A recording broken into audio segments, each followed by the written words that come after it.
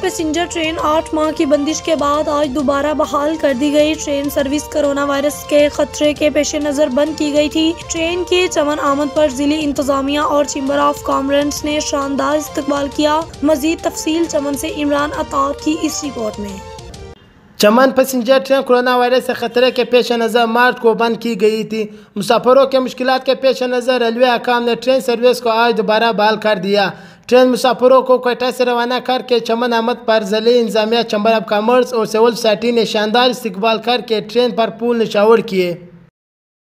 और चमन के आवाम का दरीना मुतालबा था कि ट्रेन को दोबारा बहाल किया जाए और वो रवान दवा हैं। जिसने ये भी काम किया है, ख़ास कर DC साहब खिलाफला और चमन चैम्बर वालों ने जो ये काम किया उसको हम अप्रिशिएट कर रहे हैं। जामिया के काउशों से दोबारा ट्रेन बहाल हो गई। हमें बहुत खुशी हुई है कि चमन के मुसाफिरों का जो दरीना मसला था वो आज हल हो गई।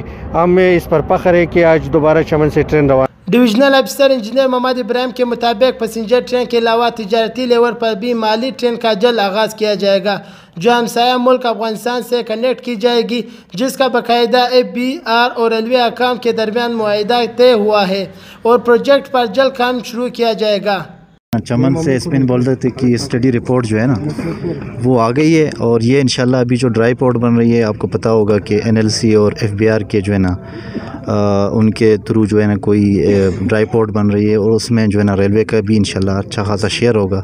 उसके बाद जो है रेलवे ड्राई पोर्ट से होते हुए स्पिन बोल्डर तक आगे का प्लान है कि अफ़गानिस्तान तक जो है ना इसको कनेक्ट कर देंगे। ट्रेन सर्विस की बहाली से मुसाफिरों में खुशी की लहर दौड़ गई और ट्रेन रोजाना की बुनियाद पर अपने शेड्यूल के मुताबिक रवा दवा रहेगी। इमरान अतार, प्राइम स्टार न्यूज़, चमन।